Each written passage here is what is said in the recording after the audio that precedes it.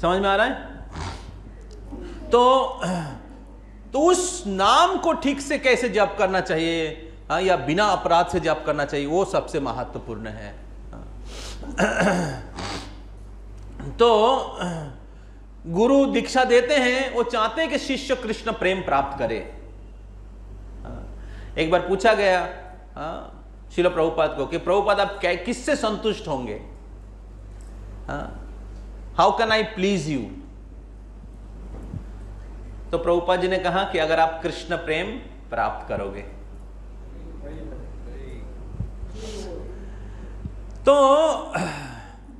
तो इसलिए जो इस्कॉन से जुड़े हैं, जो 16 माला जप कर रहे हैं, जो गुरु आश्रय लिया है, जो आश्रय के बाद दीक्षा हो गया, और सिंसियरली नाम जप करिए, सिंसियरली भक्ति करिए।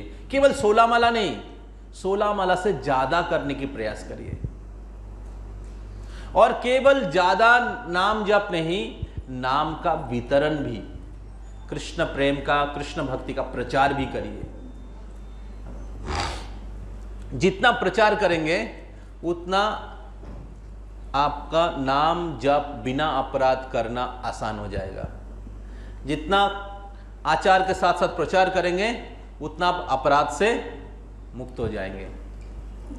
तो पहला अपराध क्या है? नाम जप के 10 अपराध है। पहला अपराध, पहला अपराध क्या है? हाँ, प्रथम अपराध उन महान भक्तों को कलंकित करना है जिन्होंने श्री भगवान की महिमा का प्रचार किया है। तो भगवान के नाम का जो भक्त लोग प्रचार कर रहे हैं, पीछे सब लोग जगह हैं, बोले हरे कृष्णा हरे कृष्णा कृष्णा कृष्णा हरे हरे, हरे राम राम राम हरे हरे। नींद खुल गया। अभी मेरे को वो एकाचक्र मंदिर का जो प्रेसिडेंट प्रभु जी हैं, निताई पदकमल प्रभु का याद आ गया। तो बीच बीच में हरि नाम होगा, ठीक है? जब भी सो जाएंगे तो हरि नाम होगा। तो नाम जप करने का 11 नंबर अपराध है इनअटेंटिव चैंटिंग, मतलब बिना ध्यान पूर्वक नहीं जप करना। और ध्यान पूर्वक नहीं जप करने के बेस्ट कैटेगरी क्या है? जप के समय सो जाना, जप के समय सो जाना। तो अगर हम लोग नाम अपराध के बारे में क्लास चल रहा है उसमें ही सो जाएंगे, इसका मतलब क्या है? इसका मतलब क्या है? नाम जप करने के समय अपराध होता रहेगा, क्योंकि अपराध के क्लास में ही आप सो गया।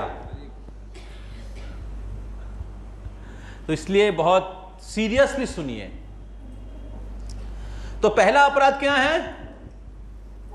पहला अपराध, भगवान के भक्तों, ऐसे भक्तों की निंदा, जो भक्त लोग भगवान के नाम का प्रचार करने के लिए अपने जीवन को समर्पित किया है, ऐसे भक्तों का निंदा करना। तो भक्तों को निंदा के साथ नाम का क्या कनेक्शन है? भक्तों की निंदा के साथ नाम का क्या कनेक्शन है?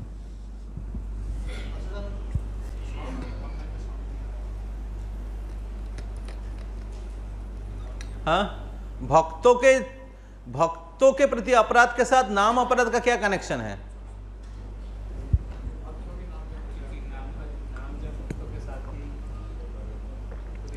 भगवान का प्रचार भक्तों के माध्यम से ही होता है। भगवान के बारे में सब भक्तों के माध्यम से जानकारी प्राप्त करते हैं।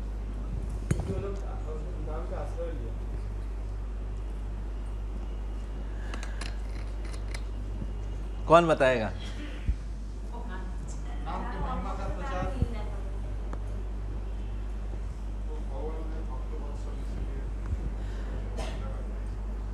ओके, एक पॉइंट है भगवान भक्तो वत्सल है। भगवान के भक्त लोग भगवान के बहुत प्रिय है। हाँ, तो इसलिए भगवान के प्रति, भक्तों के प्रति अगर अपराध होगा तो भगवान के प्रति अपराध होगा, भगवान असंतुष्ट होगा। समझ में आ रहा है? हाँ, जैसे अगर आप किसी को प्यार करते हैं, किसी को प्यार करता है, तो वो जिनको प्यार करेंगे आप क्या करोगे? आप क्या करोगे? उनको भी प्यार करोगे। हाँ? तो अभी भगवान भक्तों को प्यार करते हैं, तो हमें क्या करना चाहिए? हाँ, तो फिर हम लोग क्या करना चाहिए? भक्तों को प्यार करना चाहिए। हाँ? तो दूसरे शब्दों में जिन भक्तों को भगवान बहुत प्रेम करते हैं, उनके निंदा अगर आप कर रहे हैं, इसका मतलब है आप भगवान की निंदा कर रहे हैं। जब सुदामा विप्र द्वारका में आया, भगवान क्या किया? हाँ,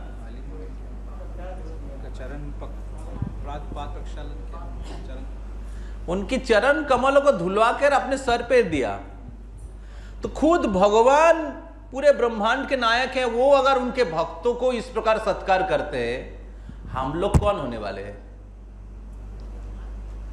हम लोगों को किस प्रकार भक्तों को सम्मान करना चाहिए, विशेष करके जो भक्त लोग भगवान के नाम का प्रचार कर रहे हैं।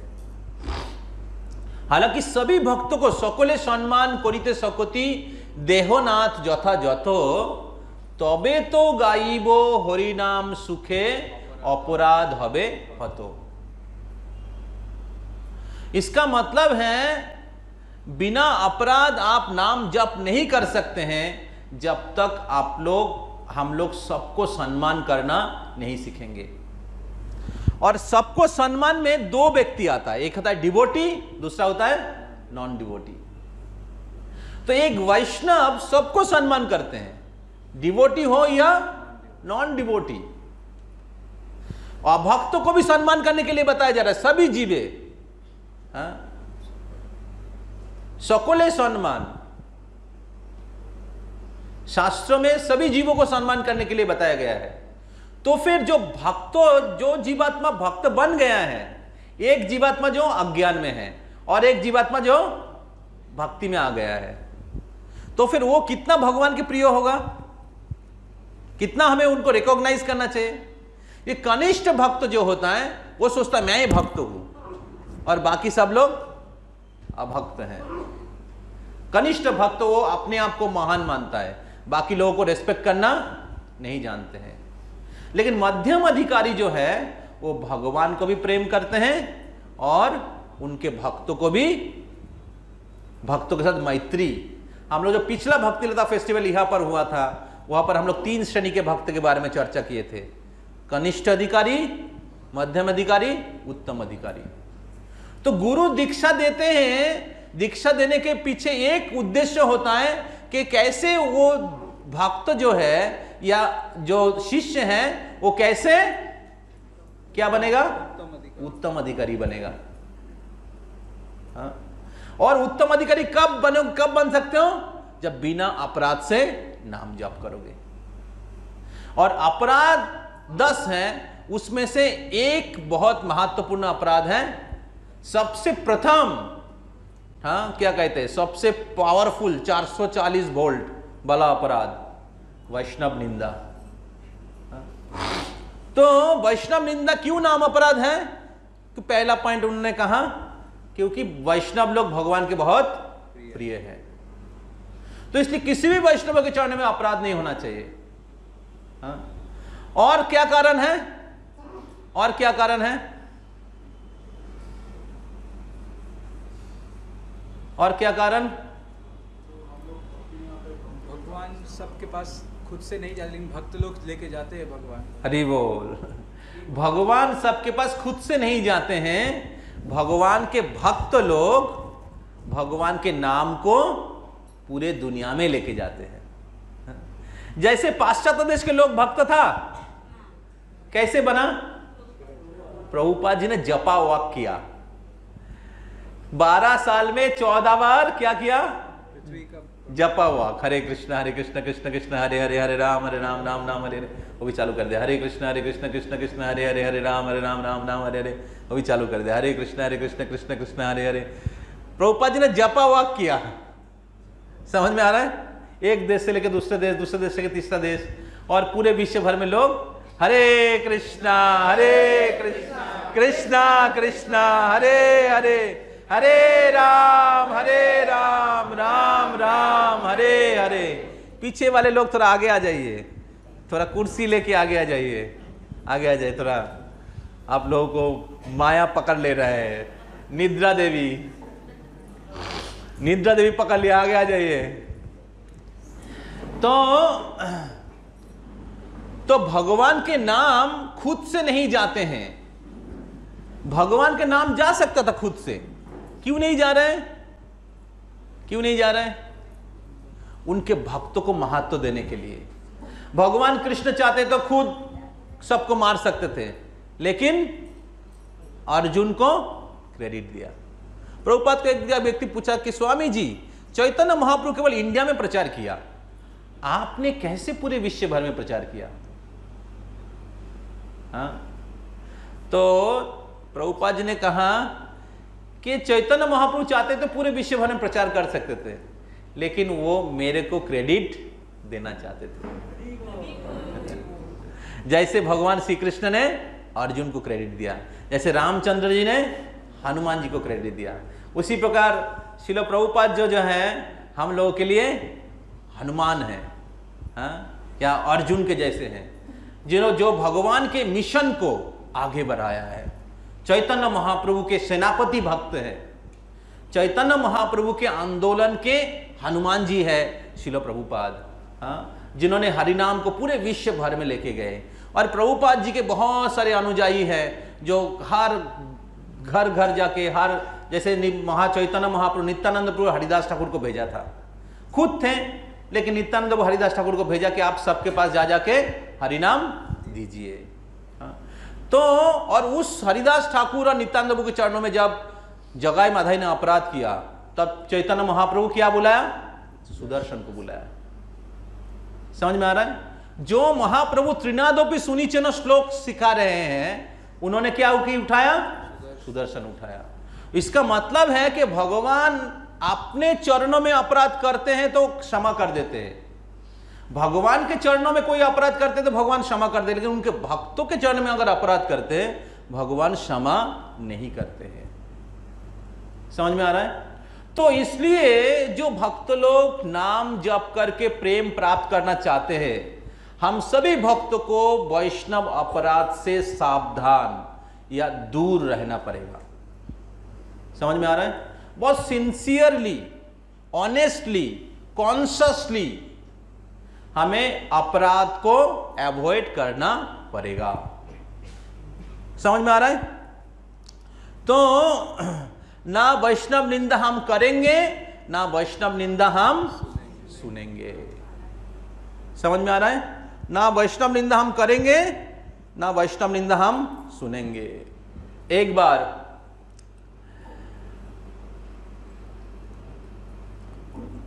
दक्ष प्रजापति के सभा में सभी महारथी लोग आके बैठे थे, और बड़े बड़े देवता लोग बैठे थे। और उस सभा में भगवान के शुद्ध भक्त देवादिदेव महादेव शिव जी भी वहां पर बैठे हुए थे। तो जब दक्ष प्रजापति प्रवेश किया सभा में, सब लोग खड़े हुए गए, लेकिन शिव जी बैठे हुए थे। तो अभी जब शिव जी खड़ा नहीं हुआ तो दक्ष प्रजापति को बहुत क्रोध आया। बोले, नालायक, पता नहीं तुमको, मैं आया हूं और तुम खड़ा नहीं हुआ। तो बहुत क्रोध प्रकाश किया। तो लेकिन शिव जी भगवान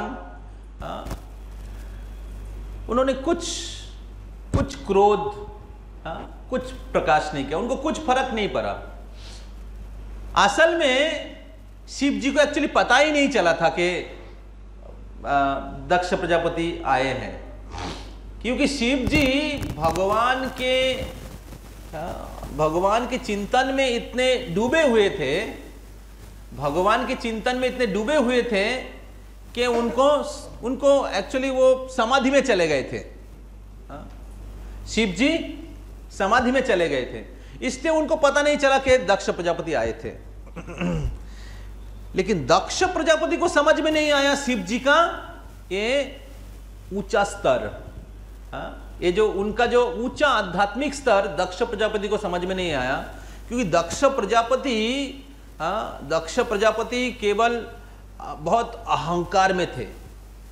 उनके ऊंचा पद के कारण बहुत अहंकारी थे, और इसलिए शिव जी के जो ऊंचा स्तर जो है, उनको शुद्ध भक्ति का स्तर है, उनको समझ में नहीं आया। भौतिक संबंध में दक्ष प्रजापति बड़े थे और शिव जी उनके दामाद थे। तो दामाद छोटे होते हैं भौतिक संबंध में, इसलिए भौतिक स्तर से वो छोटे थे, लेकिन आध्यात्मिक स्तर में शिव जी महाभागवत है, ब्रह्मा से भी ऊंचा पद है उनका, शिव जी का। दक्ष प्रजापति से तो कई हजार गुना ऊंचा पद है शिव जी का, लेकिन दक्ष प्रजापति भौतिक चेतना में होने के कारण शिव जी का आध्यात्मिक स्थिति उनको समझ में नहीं आया। भौतिक स्थिति तो परिवर्तनशील है, आध्यात्मिक पद ही असली पद होता है। समझ में आ रहा है? इस प्रकार दक्ष प्रजापति ने शिव जी के चरणों में अपराध कर दिया, और उसके कारण क्या हुआ, दक्ष प्रजापति को बकरा का, क्या कहते हैं, बकरा का सर मिल गया। दक्ष प्रजापति बैक टू गॉडहेड जा रहा था। दक्ष प्रजापति ब्रह्मा का पुत्र है, तो उनको बैक टू गॉडहेड जाना चाहिए था, लेकिन बैक टू गॉडहेड के बदले में बैक टू गोट हेड हो गया। समझ में आ रहा है? बैक टू गॉडहेड के बदले में बैक टू गोट हेड। तो कहने का तात्पर्य यह है कि भगवत धाम जाना बहुत आसान है चैतन्य महाप्रभु की कृपा से, लेकिन अगर आप वैष्णव अपराध करोगे जानबूझ के, तो इसलिए डिसाइपल कोर्स होता है, या हमें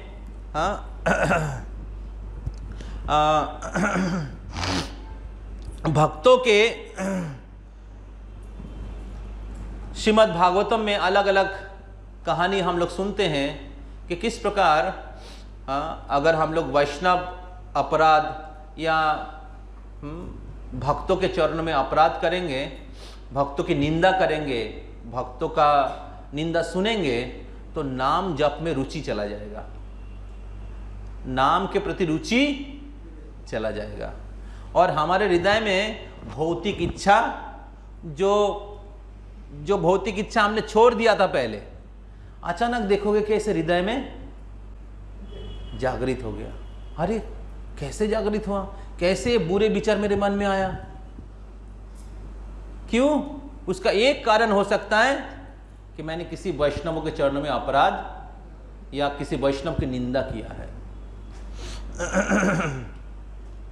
तो वैष्णव अपराध 6 प्रकार का होता है। पहला है हंती, हत्या करना। तो क्या मेरे ही देवो आज के, अनेक समय हमारे भक्त के बोली, आज मार दूंगा तुमको, काट दूंगा तुमको। ये बोलना सोचना भी अपराध है। जैसे आप में से कोई होंगे जो पति भी भक्त हैं, पत्नी भी भक्त हैं। पहले भक्त नहीं था, अभी पति भी भक्त हैं, पत्नी भी भक्त हैं। आज তোমাকে মেরেই দেবো আমি, রান্না করনি এখনো, দেরি কেন হয়েছে? সব ভেঙে দেবো আমি।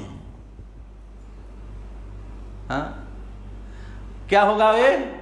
वैष्णव अपराध, वैष्णव अपराध, वैष्णवी अपराध, हाँ, में काउंट हो जाएगा। आप सोच रहे थे मेरा पत्नी है, कुछ भी बोल सकता हूं।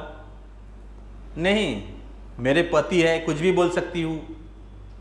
मेरा बेटा है, वो पहले का विचार था, अभी विचार दूसरा है। इसका मतलब यह भी नहीं कि कोई गलती करता रहेगा और कोई बोल नहीं सकता। पति का अधिकार होता है, पत्नी को बोल सकते हैं, अगर वो गलती करती हैं बोल सकते हैं, गुरु शिष्य को बोल सकता है। हाँ? तो सुपीरियर सबऑर्डिनेट होता है। इसका मतलब ये नहीं कि कोई गलती कर रहा है उसको बोलेगा तो हाँ वैष्णव, देखो वैष्णव अपराध कर लिया आपने, देखो अब मैं वैष्णव हूं, आपने मेरे को बोल दिया, अपराध हो गया। समझ में आ रहा है ना? ऐसा नहीं है।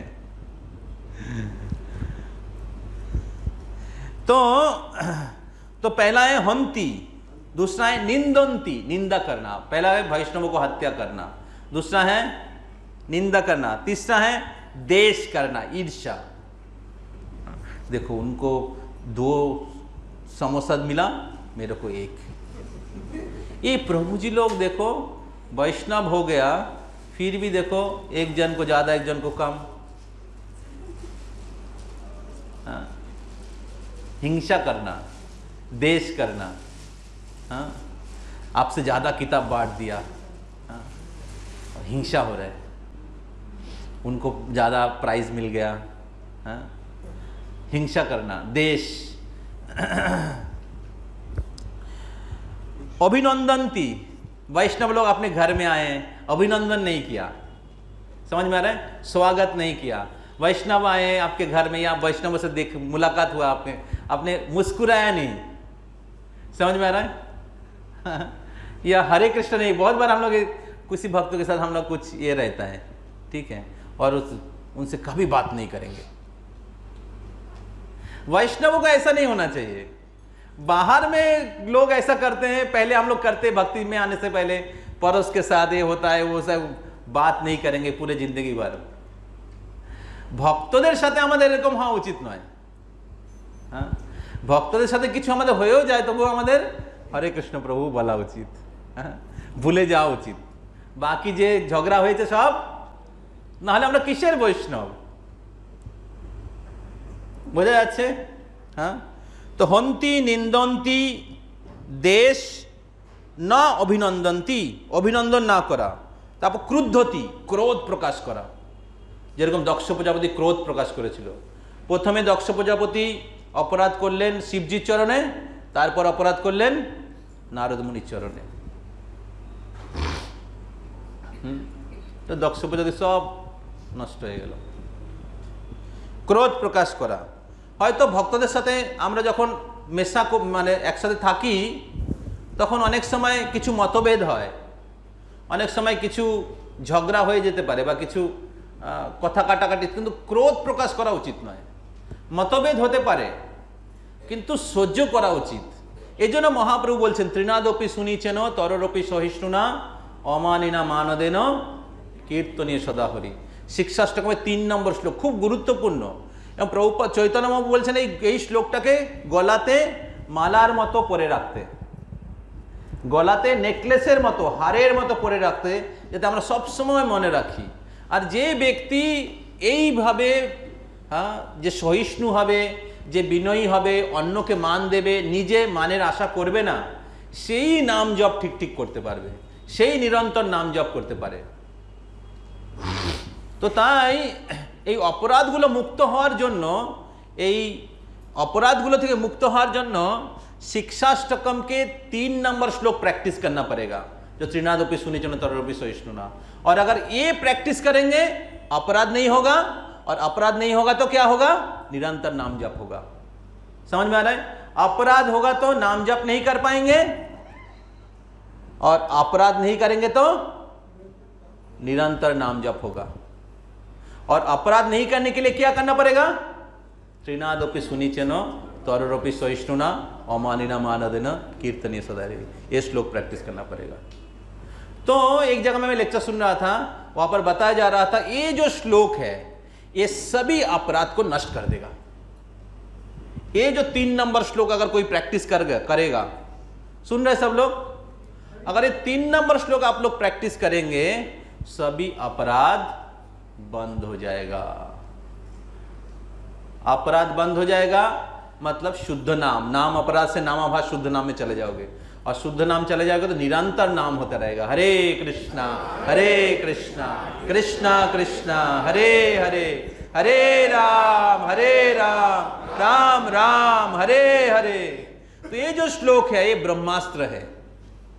ये जो श्लोक है ये सबसे शक्तिशाली अस्त्र है, और इसका अगर आप हमेशा चिंतन करोगे तो नाम जप बहुत आसान हो जाएगा। समझ में आ रहा है? तो कितना हो गया? हंति, निंदंती, देश, अभिनंदंती, कितना हुआ? 4, क्रुद्धति, क्रोध प्रकाश करना, 6, कितना हुआ? 5, 6 है जाति, मतलब वैष्णव का जाति बुद्धि करना। ये मुस्लिम जाति के हैं, ये विदेशी लोग भक्त होता है थोड़ी।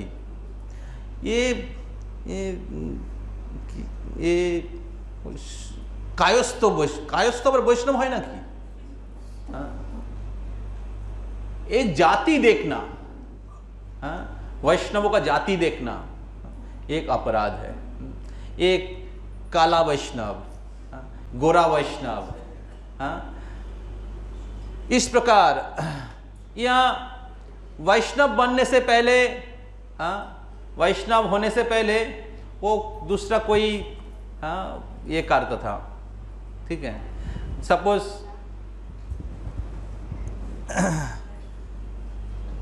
कोई व्यक्ति वैष्णव होने से पहले दारू पीता था। ठीक है, अभी वैष्णव हो गया, अब बोले तो दारू पीता था, वो दारू पीने वाला वैष्णव।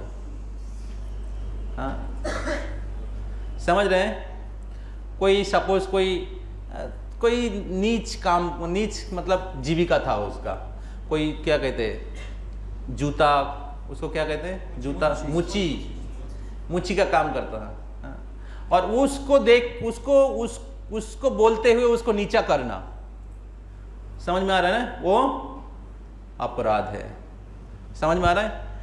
जब भी कोई वैष्णव बन गया, कोई भी भौतिक स्थिति हो, ऊंचा नीचा, जब भी कोई वैष्णव आ गया, कृष्ण भक्त महात्मा हो गया, तभी और कुछ जाति पाति कुछ नहीं है, वो अच्युत गोत्र हो गया। समझ में आ रहा है? तो इसलिए बहुत बार क्या होता है, हम लोग ऊंचे जाति में होते हैं, ऊंचा पद होता है, हमारे पास बहुत ज्यादा धन होता है, हमारे पास बहुत सारा भौतिक डिग्री होते हैं, और उसके कारण हमारे मन में अहंकार होता है, और उस अहंकार के कारण क्या होता है, दूसरे वैष्णवों को हम लोग छोटा करके देखते हैं। ये एक प्रकार के डिजीज है, फॉल्ट फाइंडिंग डिजीज, वैष्णव अपराध डिजीज। ये भगवान देखते हैं। शास्त्र में बताया गया है, जेई भजे सेई बरो अभक्त हिंसार, कृष्ण भक्तिते नाही जाति कुलादि विचार। जेई भजे सेई बरो।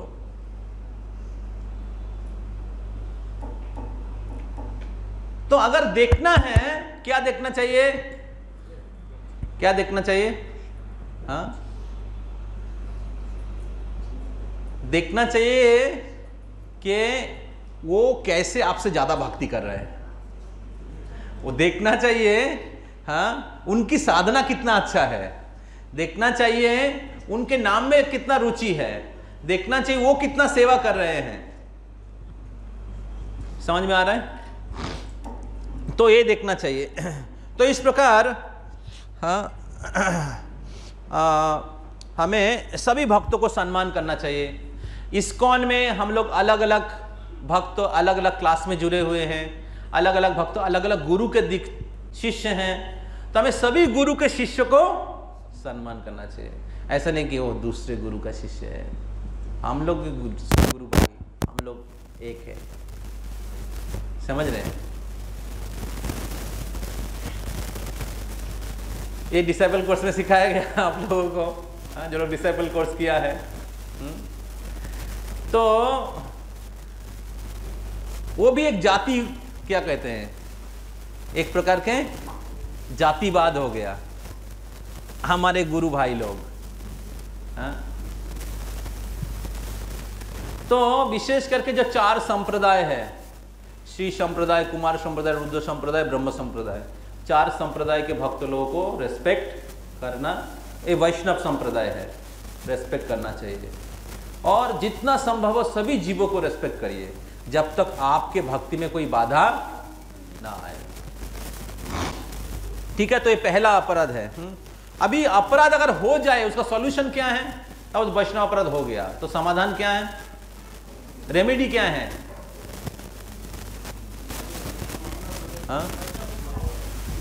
वैष्णव से क्षमा मांगना, और वैष्णव से क्षमा मांगना। फिर भी सपोज आपने किसी के चरणों में अपराध किया और आपने उनको क्षमा मांगा, लेकिन फिर भी वो संतुष्ट नहीं हुआ या हृदय से माफ नहीं किया आपको, ठीक है जाओ। क्या करना चाहिए? सेवा करो। अगर किसी वैष्णव के चरणों में अपराध किया और आपने क्षमा मांगा लेकिन उन्होंने माफ नहीं किया, या माफ किया तो ऊपर ऊपर से कर दिया, उससे क्या प्रॉब्लम होगा? प्रॉब्लम है आपके मन में जो अपराध टेंडेंसी है वो खत्म नहीं होगा। आपने इसके चरणों में अपराध किया, ठीक से माफी नहीं मांगा या उनको संतुष्ट नहीं किया, फिर क्या होगा? नेक्स्ट दूसरा वैष्णव के चरणों में अपराध करेंगे, जैसे दक्ष प्रजापति ने किया। जैसे ब्रेक फेल हो जाता है, क्या होता है? पहले इधर धक्का लगाता है, फिर उधर से, फिर दूसरी जगह में धक्का लगाता है, फिर तीसरी जगह में धक्का लगाता है। समझ में आ रहा है? ऐसे बहुत सारे भक्त लोग, क्या होता है, जब भक्तों के संग में आता है वो क्या करता है? अपराध करता है। वो शार के जैसा, शार इसको गुता दे दिया, फिर उसको गुता दिया, फिर उसको गुता दिया, फिर क्या, उसको पकड़ लेते हैं, पकड़ के उसको बाहर कर देते हैं। तो जब हम लोग वैष्णव अपराध करते रहेंगे तब माया देवी क्या करेगी? कृष्ण उसको बाहर कर देगा। समझ में आ रहा है ना? इसका मतलब ये भी नहीं है कि वैष्णव अपराध हो जाएगा मत जाओ भक्तों के संग में, वैष्णव अपराध हो जाएगा मत जाओ भक्तों के संग में। इसका मतलब ये नहीं है। वैष्णव लोग बहुत दयालु होते हैं। अगर अपराध होता है, अगर वैष्णवों से माफी मांगते हैं तो क्या होता है? माफ कर देते हैं। लेकिन अगर हम लोग कपट रहेंगे, बहुत अहंकार रहेगा, अपराध किया माफी नहीं मांगेंगे, क्यों माफी मांगेंगे? मैं भी कम हो गया, क्या समझ के रखा है वो 3rd ईयर का लड़का है, मैं 4th ईयर का हूँ, क्या समझ के रखा है? मेरा भी इतना CGPA है, क्या समझ के रखा है? क्या समझ के रखा है प्रभु जी? दूसरे क्लास में चले जाएंगे, एक ही क्लास है क्या इस्कॉन में? और भी प्रभु जी है, क्लास कराते हैं। और फिर उस क्लास में जाएगा, फिर क्या करेगा? उधर भी अपराध करेगा। तो प्रॉब्लम क्या है? वैष्णव अपराध सपोज हो गया, अगर आप सिंसियरली माफी नहीं मांगेंगे तो क्या होगा? वैष्णव अपराध का जो बीज है वो हमारे हृदय में रह जाएगा और फिर दूसरे भक्तों के चरण में अपराध हो जाएगा। तो इसलिए अगर आप अपराध माफी मांगा लेकिन वो संतुष्ट नहीं है, आपको समझ में आएगा, फीलिंग होगा, तब उनको सेवा करने के लिए प्रयास करिए शास्त्र के अनुसार। तो तब क्या होगा? वो अपराध का जो बीज है वो नष्ट हो जाएगा।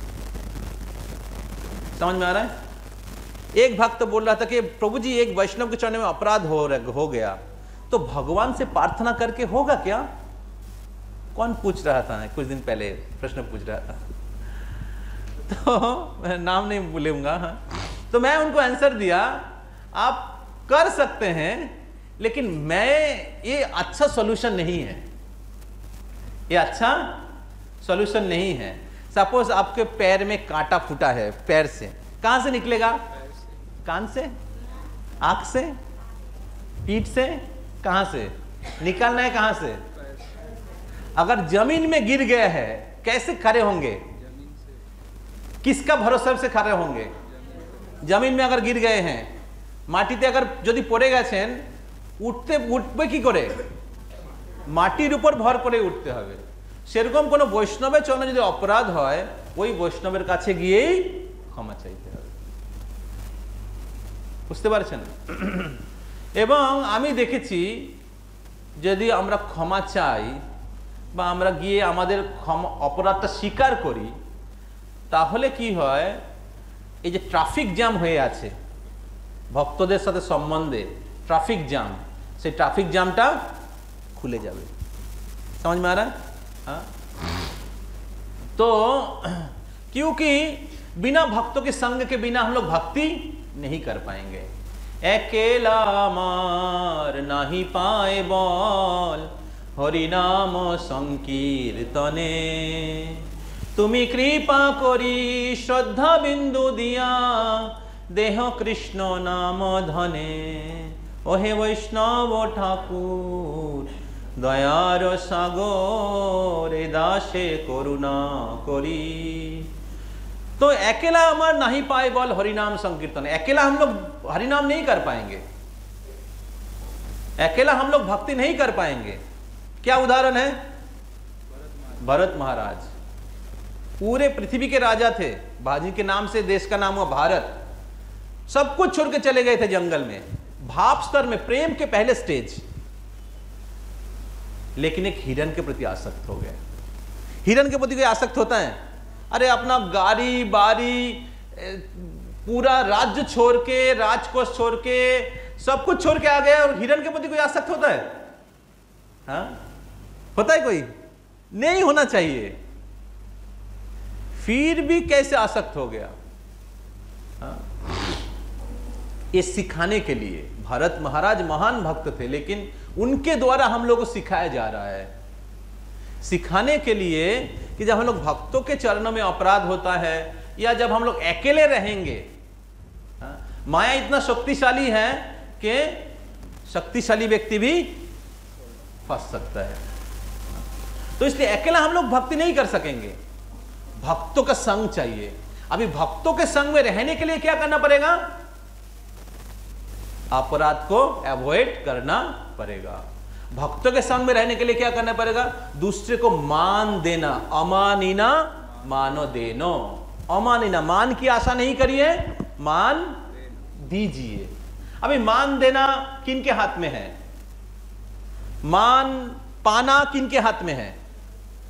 मान प्राप्त करना किनके हाथ में है? हम लोग के हाथ में है। और मान देना किनके हाथ में है? हाँ, कौन सा आसान है? কোনটা সহজ? মান পাওয়া সহজ না মান দেওয়া সহজ? মান পাওয়ার আশা করতে থাকবেন তো কি হবেন?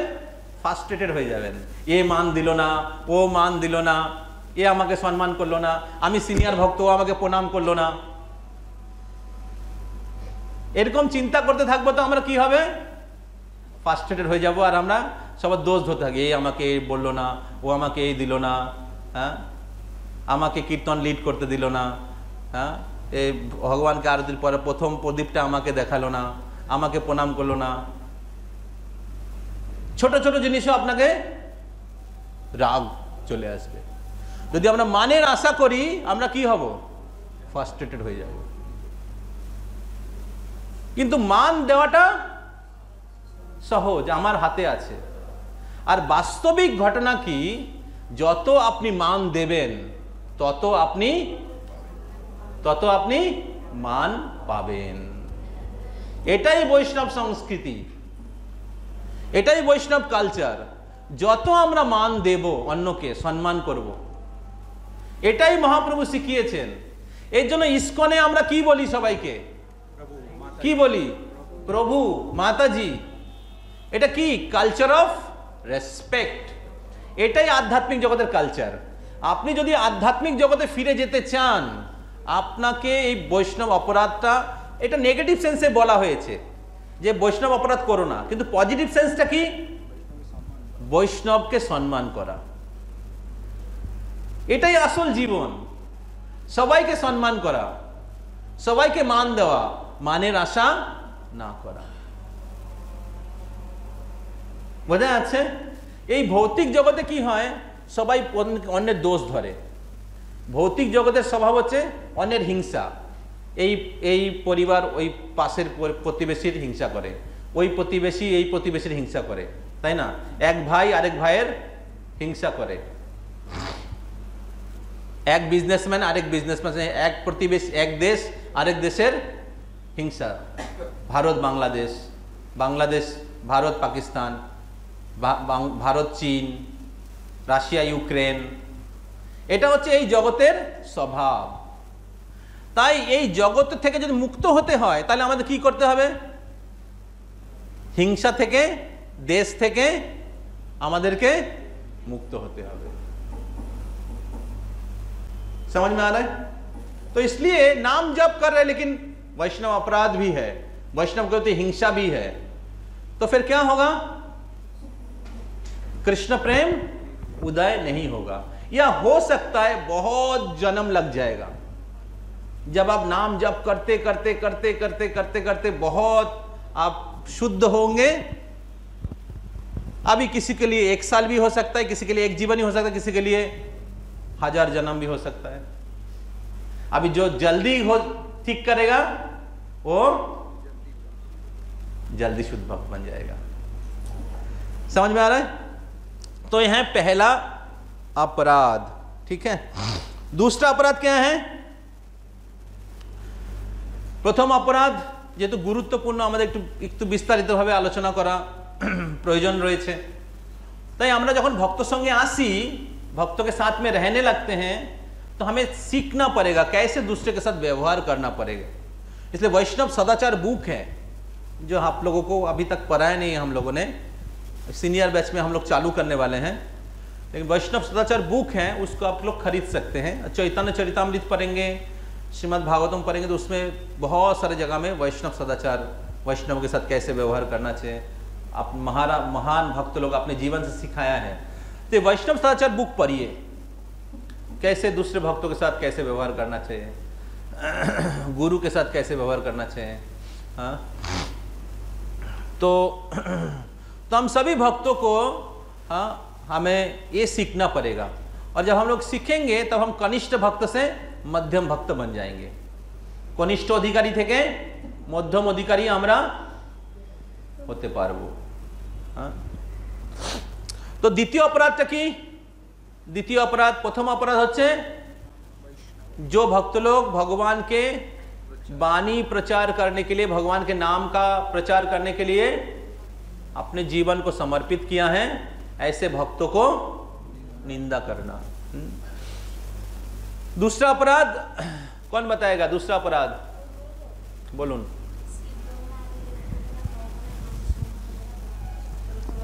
हाँ, तो दूसरा अपराध क्या है? शिव, अच्छा ग्रुप में भेजिए, कहाँ है नित्य धर्म प्रभु? 10 अपराध भेजिए ग्रुप में, इंग्लिश में या बांग्ला में, हिंदी में, तीनों भाषा में भेज दीजिए।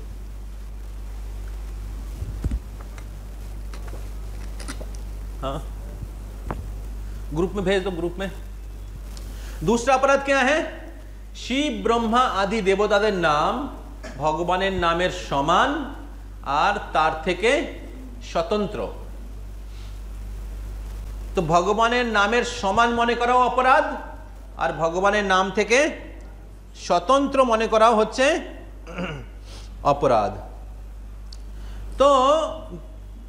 तो আমাদের সমস্যাটা কি? हम लोगों का समस्या क्या है?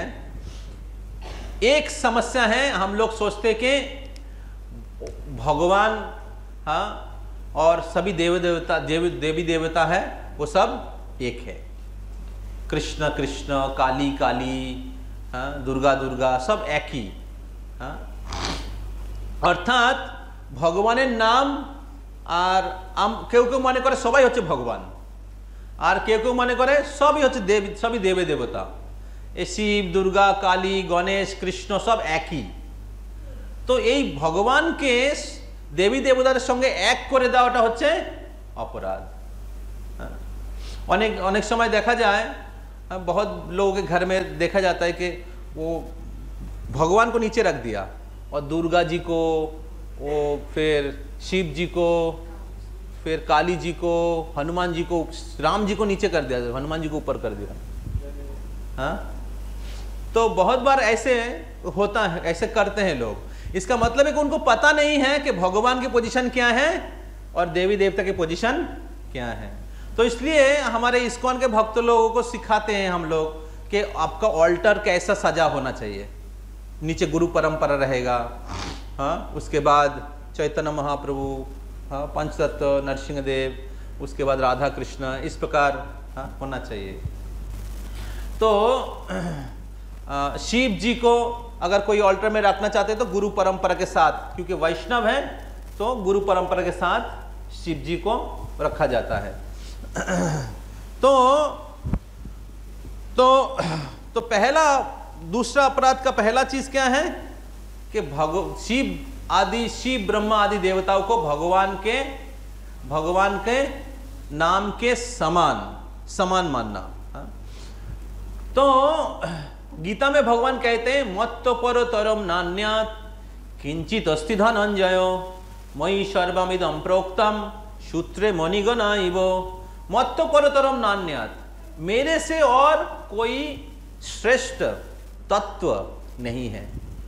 मत्तो परतरम नान्यात्, मेरे से और कुछ ऊंचा चीज नहीं है। तो भगवान परम तत्व है। फिर गीता में भगवान कहते अहम आदिर भी देवानाम, मैं सभी देवताओं का आदि हूं। हाँ? शिव पुराण में शिव जी कहते हैं मुक्ति प्रदाता सर्वेशम विष्णु रेवन संशय। मुक्ति प्रदाता केवल विष्णु। तो ब्रह्मा जी, शिव जी और कोई भी देवी देवता आपको मुक्ति प्रदान नहीं कर पाएगा। हाँ? केवल विष्णु या कृष्ण मुक्ति प्रदान कर सकते हैं। तो इसलिए भगवान के नाम और देवी देवता के नाम को एक करना या समान मानना अपराध है। हाँ? समझ में आ रहा है? तो और दूसरा है स्वतंत्र मानना। स्वतंत्र मानना मतलब देवी देवताओं को भगवान से स्वतंत्र मानना, हाँ, वो भी अपराध है। तो भक्तों को जानना चाहिए कि देवी देवता जो हैं वो भगवान के दासी है, भगवान के अंश हैं। जैसे एक वृक्ष है, वृक्ष के शाखा प्रशाखाएं होते हैं। तो शाखा प्रशाखा वृक्ष का अंश है। समझ में आ रहा है? तो इसलिए देवी देवता जो हैं वो भगवान से स्वतंत्र नहीं है।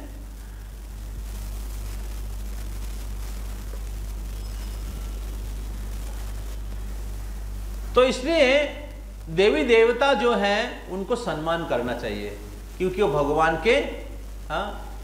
के दास दासियां हैं।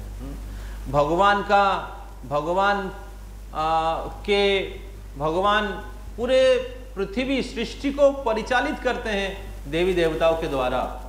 हाँ? वो लोग भगवान के राइट हैंड लेफ्ट हैंड है। तो इसलिए उनके प्रति अपराध भी नहीं करना चाहिए।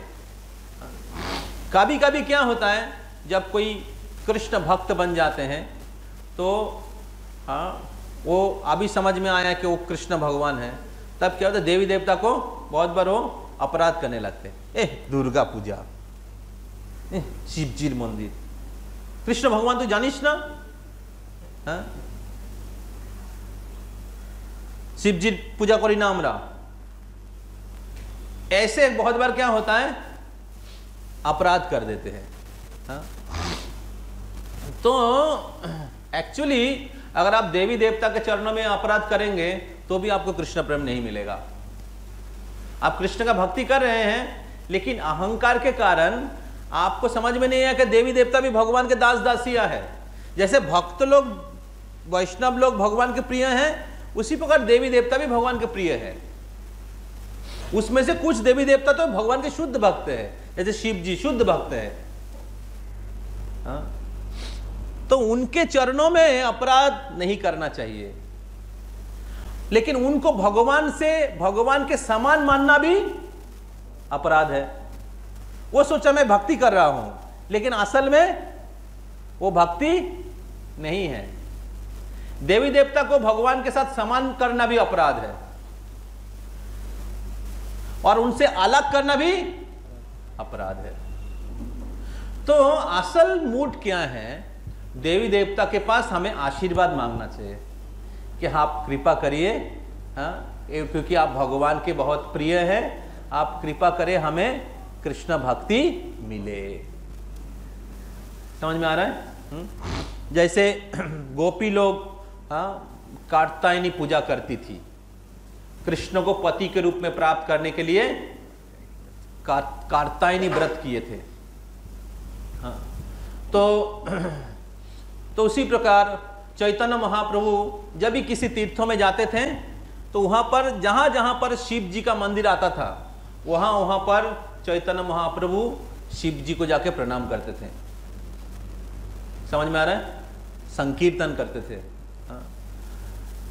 तो चैतन्य महाप्रभु सिखा रहे हैं कैसे एक वैष्णव का व्यवहार किस प्रकार होना चाहिए। समझ में आ रहा है? तो ते हो गया दूसरा अपराध।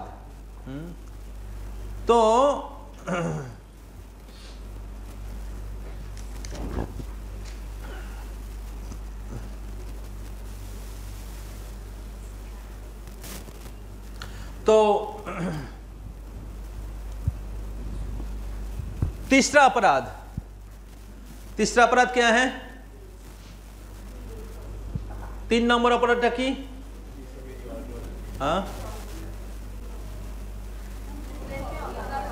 3 नंबर अपराध पीछे ने कौन? राधा प्राण पीछे चला गया।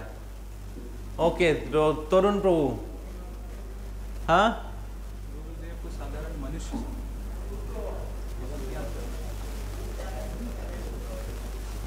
तीसरा अपराध 13 है प्रभु। तीसरा अपराध क्या है?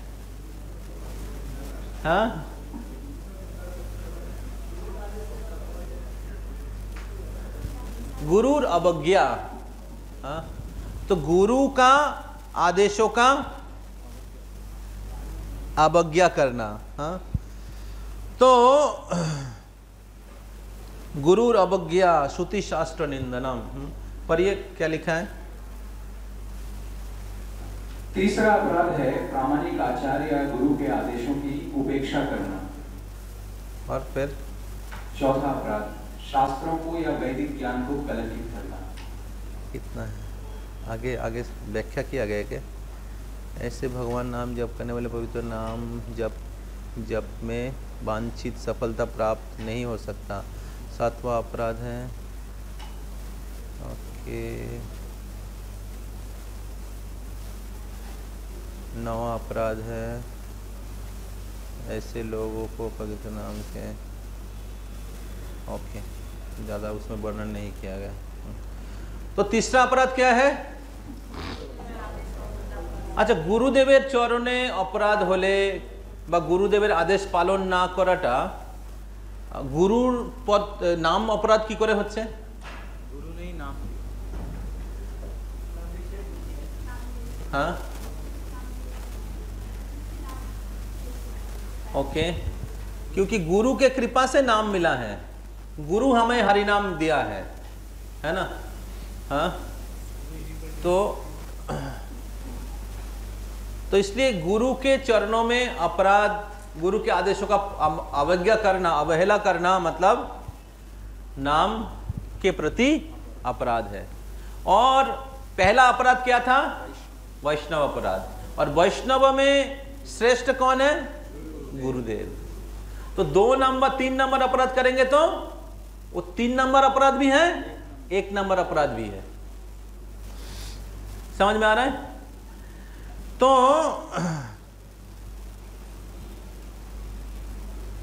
बहुत बार हम लोग क्या सोचते हैं? हम लोग सोचते हैं नाम जब ठीक से करेंगे, लेकिन गुरु या वैष्णवों के आदेशों का पालन नहीं करेंगे। तो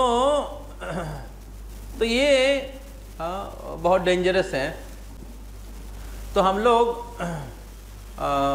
गुरु के चरणों में, या ये गुरु विशेष करके हमारे दीक्षा गुरु हैं और मुख्य शिक्षा गुरु भी है, गुरु के प्रतिनिधि हैं, या हमारे अथॉरिटीज़ हैं, जो हमारे कर्तृपक्ष हैं, जिन भक्तों के छत्र छाया में, जो गुरु के प्रतिनिधि है, जिन भक्तों के छत्र छाया में हम लोग भक्ति जीवन का पालन करते हैं, जो डे टू डे लाइफ में हमारे भक्ति का देख रेख करते हैं, तो ऐसे भक्तों का भी आदेश पालन नहीं करने से नाम अपराध होता है। तो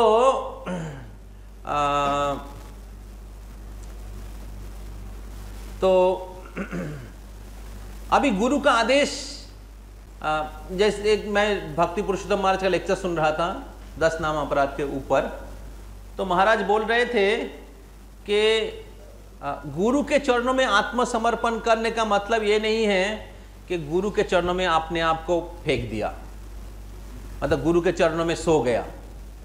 गुरु के चरणों में आत्मसमर्पण का मतलब ये नहीं है कि गुरु के चरणों में प्रणाम कर लिया लेकिन गुरु का आदेश पालन नहीं किया। कुछ कुछ शिष्य होता है, इसको कहते हैं दंडवत शिष्य। कि शिष्य? दंडवत।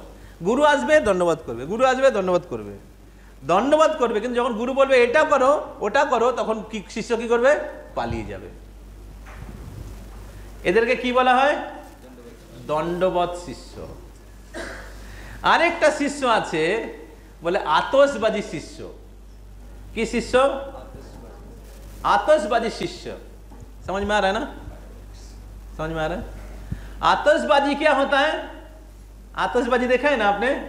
Fire cracker. हाँ, वो क्या होता है? चमकता है। हाँ, और जल के क्या होता है? करके फिर क्या होता है? और दिखाई नहीं देता है।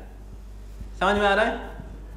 तो कभी कभी क्या होता है, गुरु शिष्य को आदेश देते हैं ये करो, तो ठीक है गुरुदेव करता हूं, और फिर करने के लिए गया और आया नहीं। समझ में आ रहा है? हाँ? तो इसको कहते हैं आतशबाजी शिष्य।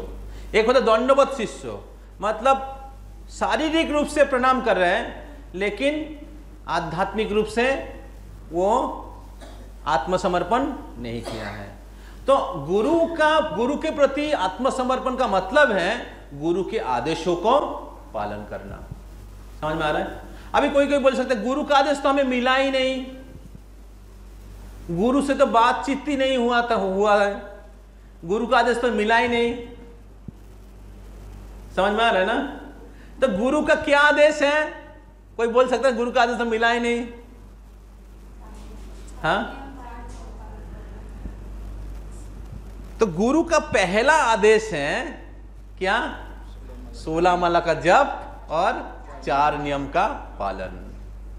विशेष करके जो लोग गुरु आश्रय लिया है और जो दीक्षा लिया है तो उसका तो कहना ही क्या है। तो गुरु का पहला आदेश है, हाँ, सबसे महत्वपूर्ण आदेश है कि 16 माला का जप करो और 4 नियमों का पालन करो। और गुरु के सामने भी हम लोगों ने प्रतिज्ञा लिया है।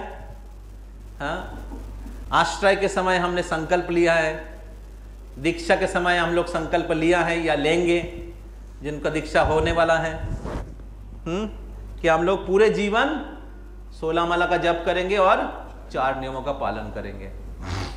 तो कभी कभी आपको छूट सकता है 16 माला का भी, जैसे गुरु महाराज जी का किसी दिन अगर छूट जाता है तो अगले दिन उसको पूरा कर दो, अगले दिन उसको पूरा कर दो। आगे आ जाओ, आगे सामने चलो, बोले हरे कृष्णा हरे कृष्णा कृष्णा कृष्णा हरे हरे हरे राम राम राम हरे हरे। तो तीसरा अपराध क्या है?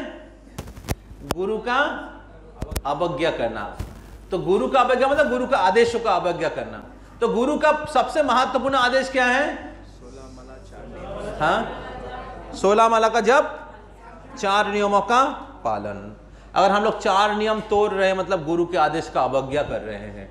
अगर हम लोग 16 माला जप कंप्लीट नहीं कर रहे हैं, हाँ, हर दिन का जप हर दिन पूरा नहीं कर रहे हैं, तो इसका मतलब है गुरु के आदेशों का अवज्ञा कर रहे हैं।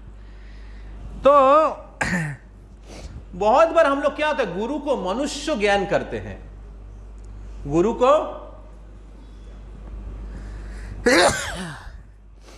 हम लोग सोचते हैं गुरु भी तो हमारे जैसे 2 हाथ 2 पैर वाले मनुष्य हैं।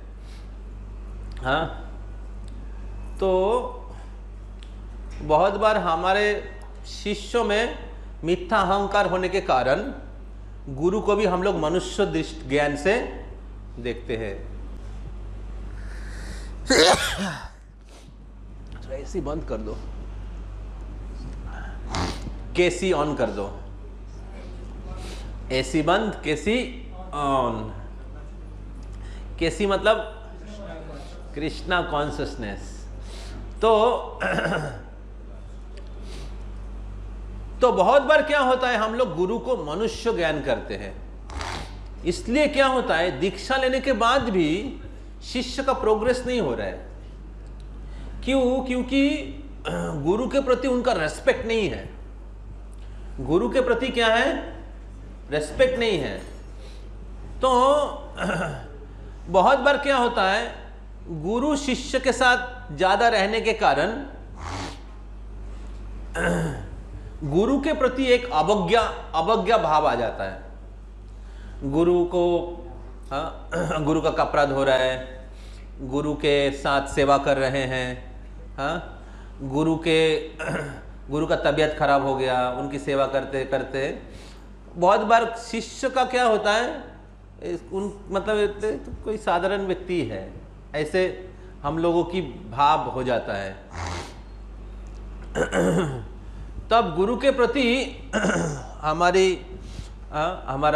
लोग अपराध या फॉल्ट फाइंडिंग करते हैं।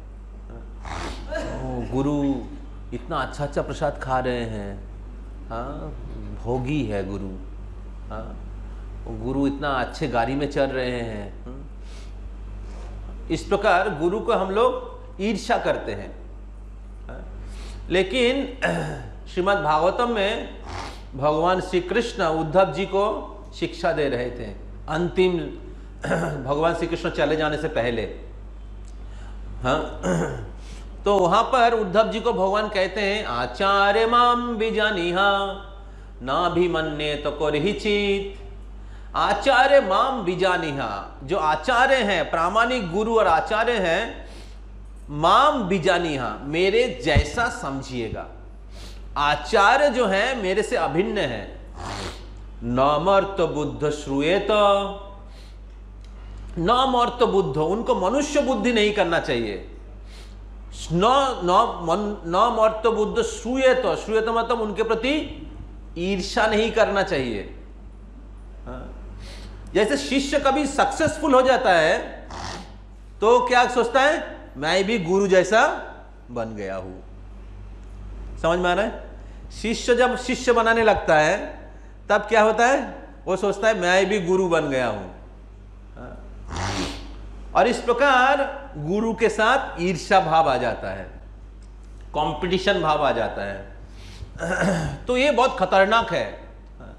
शिष्य को गुरु के सामने हमेशा शिष्य बन के रहना चाहिए। शिष्य को गुरु के सामने हमेशा मूर्ख के जैसा रहना चाहिए। समझ में आए? आदर्श शिष्य जो है गुरु के सामने हमेशा मूर्ख जैसा रहेगा। मूर्ख जैसा मतलब ये नहीं कि एक चीज बोला दूसरा चीज करा। मूर्ख जैसा बोला प्रभु जी ने, जाओ प्रसाद लेके आओ, चला गया उधर, मूर्ख जैसा। मूर्ख जैसा मतलब है कि मेरा कोई क्या कहते हैं, मेरा कोई क्षमता नहीं है, गुरु जो बोलेगा वही मैं करूंगा। समझ में आ रहा है? मेरा कोई योग्यता नहीं है, যোগ্যতা বিচারে কিছু নাই পাই तुम्हारो करुणा सार। ये है योग्य भक्त का लक्षण। जो योग्य शिष्य हैं अपने आप को हमेशा गुरु के सामने मूर्ख समझते हैं और ऐसे शिष्य के प्रति गुरु अपना सारा आशीर्वाद दे देते हैं। समझ में आ रहा है? पात्र होना पड़ेगा। कृपा प्राप्त करने के लिए क्या चाहिए? पात्र चाहिए। तो जब गुरु के चरणों में हम लोग संपूर्ण रूप से समर्पित रहेंगे, विश्वस्त रहेंगे, तब गुरु के कृपा पूर्ण रूप से हमारे ऊपर वर्षित होगा। तो इसलिए गुरु का वफादार शिष्य बनने के लिए प्रयास करना पड़ेगा। समझ में आ रहा है? गुरुर एकजन सৎ शिष्य হওয়ার চেষ্টা করতে হবে। दो प्रकार शिष्य আছে, সৎ শিষ্য অসৎ শিষ্য। সৎ শিষ্য যেটা গুরু বলবে সেটাই করবে। অসৎ শিষ্য হচ্ছে গুরুর থেকে শুধু দীক্ষা নিয়েছে কিন্তু গুরু যেটা বলছে সেটা করছে না, असत शिष्य। और एक जगह बोला जो दो प्रकार के शिष्य हैं, एक होता है अंतर्मुखी, दूसरा है बहिर्मुखी। बहिर्मुखी मतलब गुरु से क्या मिलेगा, आज के प्रोग्राम में क्या प्रसाद है, इस्कॉन में क्या मिलेगा हमें, हाँ, इस गुरु से दीक्षा लेने से क्या लाभ है, वो गुरु से दीक्षा लेंगे तो क्या लाभ है। समझ में आ रहा है? ये है बहिर्मुखी शिष्य। अंतर्मुखी शिष्य कौन है? जो सोचता है मैं गुरु के क्या सेवा कर सकता हूं। गुरु इतने करुणामय हैं, वो अपने जीवन प्रभुपाद जी की सेवा में, कृष्ण की सेवा में समर्पित किया है। हाँ, पूरे जगत को उद्धार करने के लिए इतना कष्ट उठा रहे हैं, मैं क्या सहयोग कर सकता हूं, मैं कैसे उनको थोड़ा मदद कर सकता हूं, कैसे मैं उनकी सेवा कर सकता हूं। यह है अंतर्मुखी शिष्य। अंतर्मुखी शिष्य सोचता है अरे वो प्रभु जी इतना सेवा कर रहे हैं, वो प्रभु जी इतना सेवा कर रहे हैं, वो प्रभु जी इतना सेवा कर रहे हैं, मैं कुछ नहीं कर पा रहा हूं, मैं क्या कर रहा हूं, वो सोचते हैं। समझ में आ रहा है? एक होता है अंतर्मुखी शिष्य अथवा सৎ शिष्य। ताई गुरुर अवज्ञा, हाँ, मतलब गुरु के आदेशों को पालन नहीं करना। हाँ, तो गुरु का आदेश है, मुख्य आदेश क्या है? 16 माला का जप, 4 नियमों का पालन। हाँ। और इसको छोड़ के जो भी, जैसे गुरु का आदेश है कि आप 10 अपराध, बिना 10 अपराध के नाम जप करो।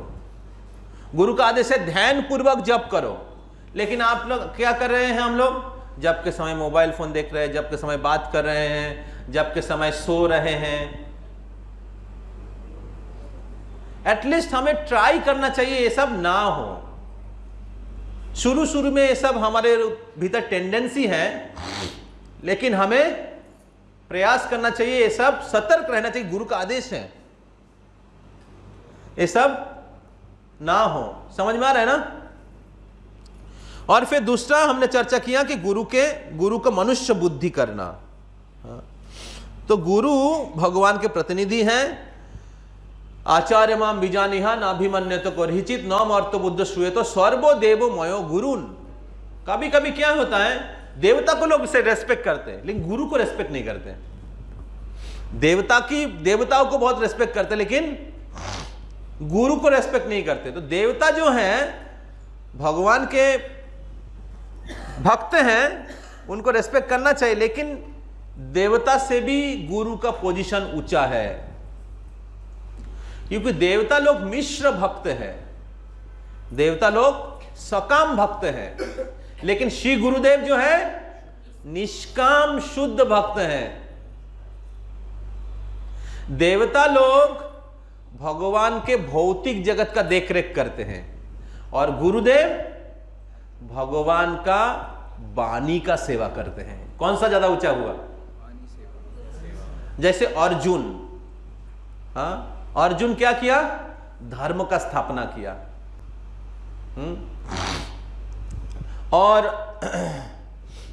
और भी जैसे देवी देवता हैं जो भगवान के जो भौतिक जगत का देखरेख करते हैं, जैसे इंद्र बरसात करते हैं, हाँ, वरुण देव, हाँ, क्या कहते हैं, जल देते हैं, सूर्यदेव सूर्य देते हैं, सूर्य का प्रकाश देते हैं, हाँ। तो कौन ज्यादा भगवान के प्रिय है? अर्जुन ना देवी देवता लोग?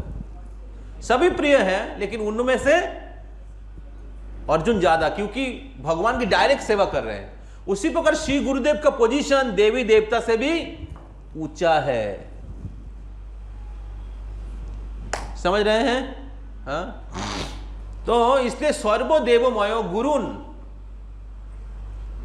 सभी देवी देवता लोग गुरु में निवास करते हैं। तो इसलिए गुरु की पूजा करेंगे तो सभी देवी देवता की पूजा हो जाता है। जो वैष्णव नहीं है, बाहर में लोग कुछ करने से पहले गणेश जी का पूजा करते हैं। वैष्णव लोग गुरुदेव की पूजा करते हैं, गुरु की पूजा करके बाकी सब कुछ चालू करते हैं। समझ रहे हैं? तो हर दिन हमें गुरु पूजा करना चाहिए। तो अब गुरु अपराध हो जाता है तो क्या करना चाहिए?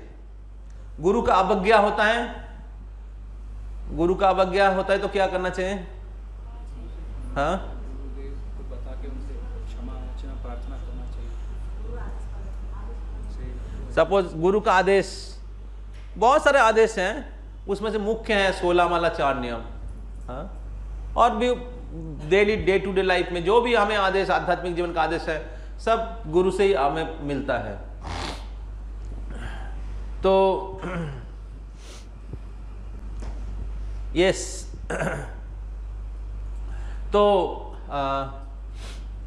अगर अपराध होता तो क्या करना चाहिए? क्षमा मांगना चाहिए और फिर अपराध करना चाहिए। नहीं, वो तो नाम अपराध हो गया ना, मतलब पहला अपराध हो गया। तीसरा अपराध में हाँ, गुरु को जो हमने आदेश, गुरुदेव का जो आदेश है, या गुरुदेव के पास जो हमने प्रतिज्ञा किया है कि हर दिन माला करेंगे, हर दिन मतलब 4 नियमों का पालन करेंगे, उसको किसी भी हद तक वो नहीं होना चाहिए। समझ में आ रहा है? इस प्रकार शिष्य को बहुत दृढ़ संकल्प होना पड़ेगा। हाँ, विशेष करके जो दीक्षा ले रहे हैं या दीक्षा लेंगे, हमें दृढ़ प्रतिज्ञ होना पड़ेगा कि हर दिन का जप हर दिन पूरा करेंगे। समझ रहे हैं? कभी कभी आपको वर्क प्रेशर रहेगा, लेकिन फिर भी आपको जप कंप्लीट करके ही सोना चाहिए। एक्सेप्शन हो सकता है, आप बीमार है, ठीक है, माला कंप्लीट नहीं हुआ, ठीक है, तो आगे कुछ दिन बाद कंप्लीट कर दीजिए। जैसे गुरु महाराज का जब स्ट्रोक हुआ था, हमारे गुरु महाराज श्री श्रीमद जयपताका स्वामी गुरु महाराज जब स्ट्रोक हुआ था तो बहुत दिन हॉस्पिटलाइज थे। तो उस समय उन्होंने अपना माला नहीं कर पाए थे, लेकिन जब वो हॉस्पिटल से बाहर आ गए तब तो उनको कितना माला नहीं हुआ था, सारा माला उन्होंने कंप्लीट करके रिपोर्ट दिया था।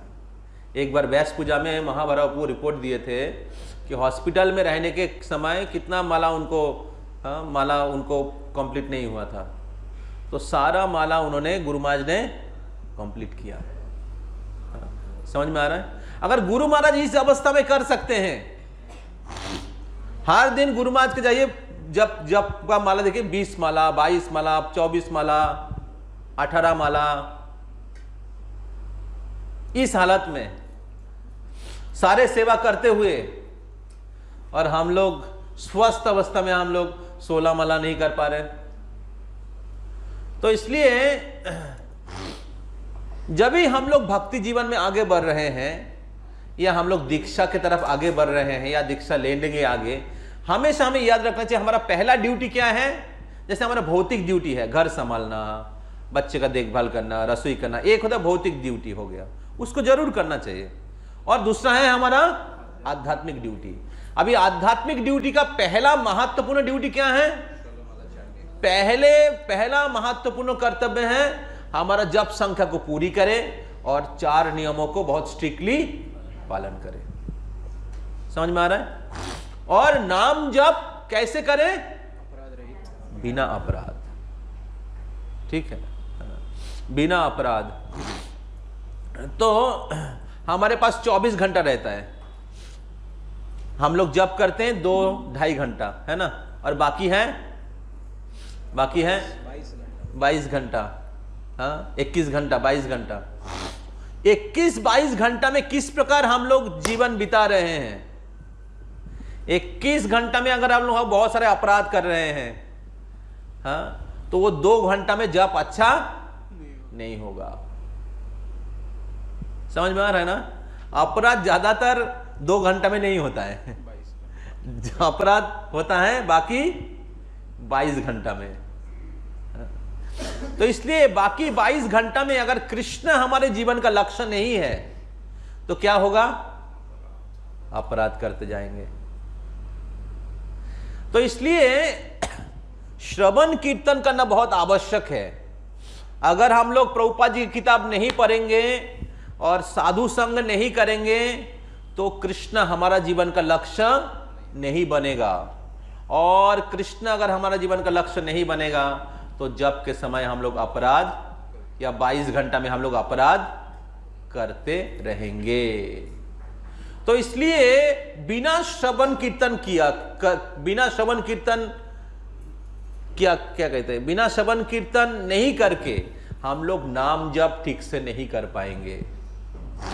बहुत बार लोग साधु संघ को उतना महत्व नहीं देते हैं, वो सोचते जप कर लूंगा मैं, लेकिन अगर साधु संघ नहीं करेंगे धीरे धीरे गोल चेंज हो जाएगा।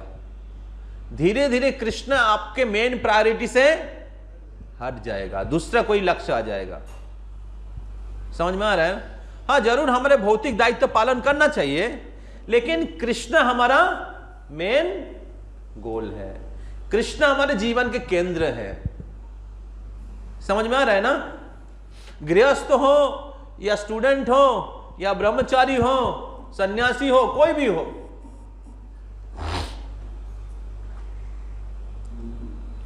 कृष्ण के चरण कमल ही हमारा परम आश्रय है। तो इसलिए हमें कम से कम हर दिन कुछ सुनना चाहिए भगवान के बारे में, या प्रभुपाद जी की किताबों को पढ़ना चाहिए। तब क्या होगा? कृष्ण हमारे जीवन के परम लक्ष्य के रूप में हमेशा हमें याद रहेगा, हमेशा हमारा बुद्धि कृष्ण में स्थिर रहेगा। इसलिए कृष्ण बोल रहे हैं गीता में, एक श्लोक है, आप लोग मेरे पीछे पीछे बोलिए। तस्मात् सर्वेषु कालेषु माम अनुस्मर युद्ध च मयर्पितो मनो बुद्धिर् मामे वैश्यस्य संशय। तो कृष्ण बोल रहे हैं इसमें कोई संशय नहीं कि आप मेरे पास वापस आ जाओगे, इसमें कोई संशय नहीं है आप मेरे पास वापस आ जाओगे अगर आप 2 चीज करोगे। क्या क्या? माम अनुस्मर युद्ध च, मेरा स्मरण करो और युद्ध करो। युद्ध मतलब अपना कर्तव्य।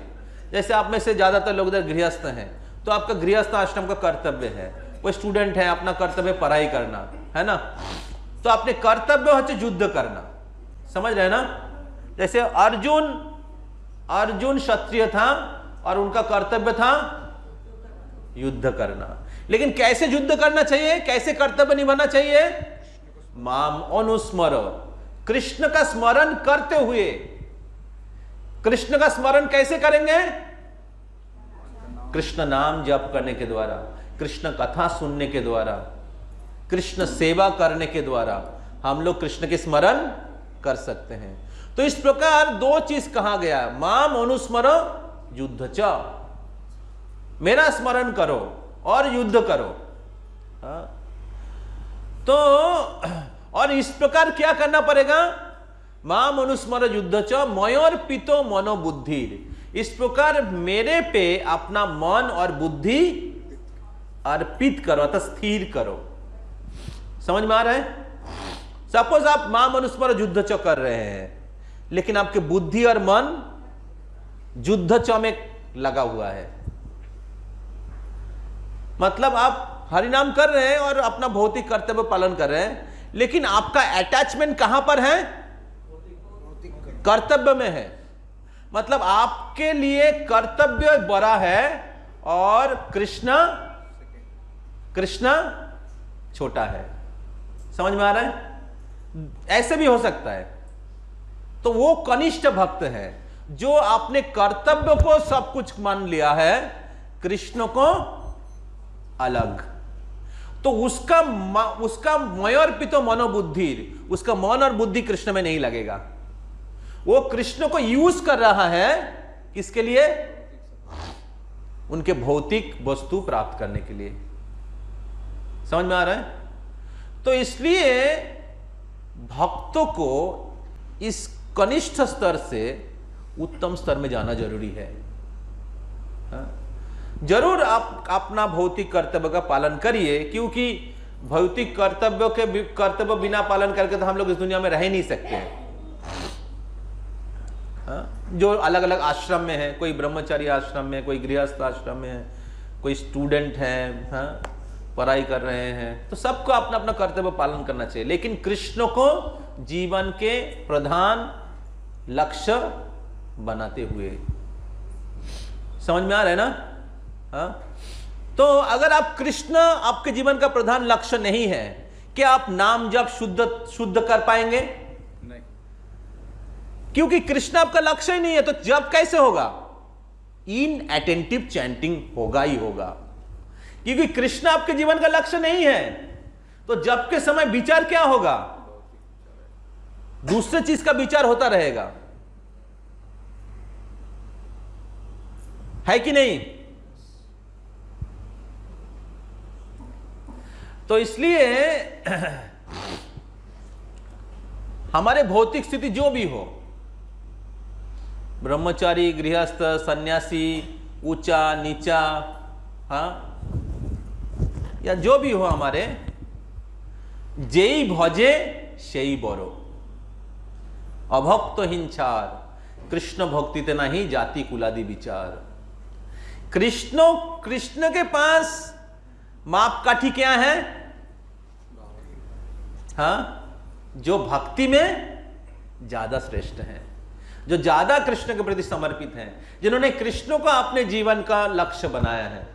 तो इसलिए मयोर्पितो मनोबुद्धि, कृष्ण इधर बोल रहे हैं जिनका मन और बुद्धि मेरे पर समर्पित है। तो केवल कर्तव्य और भगवान की स्मरण करने से नहीं होगा, हमें देखना पड़ेगा कि मेरा मन और बुद्धि कृष्ण में स्थिर है ना भौतिक वस्तु में स्थिर है।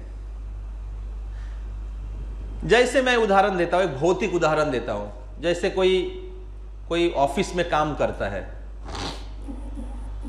ऑफिस में जॉब करता है ना, उसका बुद्धि कहां रहता है? वो बोल रहे ऑफिस में, बुद्धि कहां रहता है? बुद्धि घर में रहता है, या मन घर में रहता है। मयोर्पितो मनोबुद्धि, मेरा बच्चा कैसा है? ऑफिस में काम किस लिए कर रहा है? घर परिवार के लिए। ऑफिस में काम करना केवल क्या एक माध्यम है, उद्देश्य क्या है? बच्चे परिवार का देखभाल करना, है कि नहीं? हमेशा उनके मन, विचार, बच्चों और पत्नी उसमें लगा हुआ रहता है। उसी प्रकार हम लोग इस भौतिक जगत में हमारा कर्तव्य पालन करेंगे, लेकिन हमारा मन और बुद्धि किस में रहेगा? कृष्ण में। क्योंकि कृष्ण हमारे परम लक्ष्य हैं। कृष्ण सबके माता पिता है, कृष्ण सब कुछ के भोक्ता है, कृष्ण हमें सब कुछ प्रदान किए हैं। ये पूरी सृष्टि कृष्ण का है। समझ में आ रहा है? तो इसलिए हमारा भौतिक कर्तव्य पालन करेंगे, लेकिन कृष्ण की संतुष्टि के लिए। जैसे आपका गृहस्थ आश्रम का दायित्व है, लेकिन अगर आप वो कृष्ण के लिए करेंगे तो वो गृहस्थ आश्रम जो है वो क्या हो जाएगा? भक्ति हो जाएगा, भक्तिमय हो जाएगा। तब आपके गृहस्थ आश्रम के कर्तव्य और भक्ति में कोई फर्क नहीं है। जैसे और एक इजी उदाहरण देता हूं, जैसे आप खाते हैं, हाँ, अभी अगर वही जो खाना आप बना रहे हैं वो कृष्ण के लिए बनेगा, क्योंकि आपको प्रसाद खाना है, तो फिर वो कुकिंग करना क्या हो जाएगा? भक्ति हो जाएगा। समझ में आ रहा है? कुकिंग करना भक्ति हो जाएगा। तो इसी प्रकार जब भी आप कृष्ण को अपने जीवन का केंद्र बना दिया तो आपके भौतिक कर्तव्य भी भक्ति में बदल जाएगा। इस प्रकार भक्तों के लिए उनके भौतिक कर्तव्य और आध्यात्मिक सेवा में फर्क नहीं है, सभी भक्ति है। जैसे आप पैसा कमाते हैं बाहर, अगर उस पैसे से अगर घर में भगवान की सेवा करोगे, हाँ, भगवान के बानी प्रचार करोगे, कुछ भगवान के बानी प्रचार करने के लिए कुछ दान दिया, जो भी, तो क्या होगा? वो बाहर में जो ऑफिस में काम करके पैसा लाना, वो भी क्या हो जाएगा? भक्ति हो जाएगा। तो इस प्रकार अगर कृष्ण हमारे जीवन का लक्ष्य है तो हम बहुत, हाँ, बहुत हृदय से कृष्ण का नाम का जप करेंगे, हाँ, क्योंकि कृष्ण हमारे जीवन का परम लक्ष्य है, हाँ। तो इसलिए हमारे भौतिक सारा कर्तव्य है और हमारे आध्यात्मिक कर्तव्य भी है। और आध्यात्मिक कर्तव्य में सबसे महत्वपूर्ण कर्तव्य है नाम जप करना, 16 माला का जप करना और 4 नियमों का पालन करना। वो गुरुदेव का मुख्य आदेश है, और इस आदेश को पालन नहीं करना है, नहीं करना अवज्ञा है। ठीक है, तो अभी थोड़ा सा हम लोग ब्रेक देते हैं, 15 मिनट का ब्रेक है, तो जूस फूस पी के फिर आ जाइएगा। चौथा अपराध क्या है? चौथा अपराध, हाँ,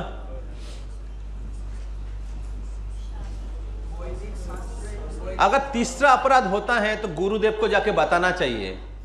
सुन लीजिए, अगर तीसरा अपराध होता है गुरुदेव के पास जाके बताना चाहिए। गुरुदेव को इधर आप मेल करिए, हाँ, या फोन में बताइए, या खुद जाके बताइए, हाँ, दीक्षा गुरु को, नहीं तो शिक्षा गुरु को, और फिर उनसे कृपा याचना करिए, उनसे आशीर्वाद प्रार्थना करिए कि वो गलती दोबारा ना हो। समझ रहे हैं? हाँ, और विशेष करके नाम जप 4 नियम, हाँ, उसको अगर कुछ त्रुटियां हो रहे हैं उसको ठीक कर लेना चाहिए। समझ रहे हैं ना? उसका कोई अल्टरनेटिव नहीं है, हाँ। ऐसे नहीं कि आप दीक्षा लिया, गुरुदेव आपका माला जप करेगा, हाँ।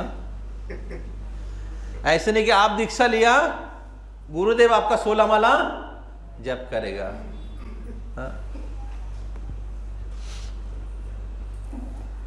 एक व्यक्ति वो भक्ति प्रचार परिव्राजक महाराज बता रहे थे, हाँ?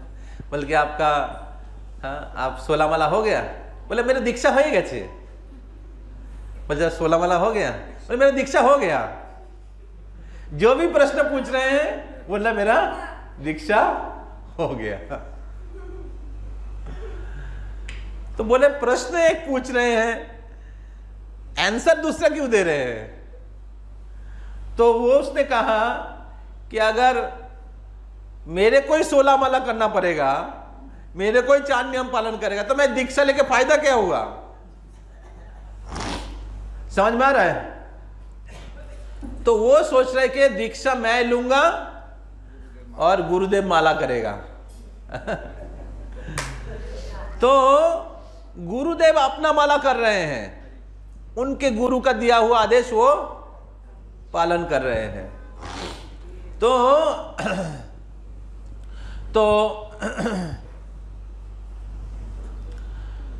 तो ये बाहर में बहुत सारे तथाकथित गुरु होता है, ठीक है, वो बोलते हैं मेरे झोली में ये तुमको ये डब्बा दिया, ठीक है, ये क्या कहते हैं डोनेशन बॉक्स, इसमें हर दिन 1 रुपया करके डालते रहिएगा, ठीक है, और जब महीना हो जाएगा मैं आऊँगा आपके घर और वो डब्बा दे देना, ठीक है।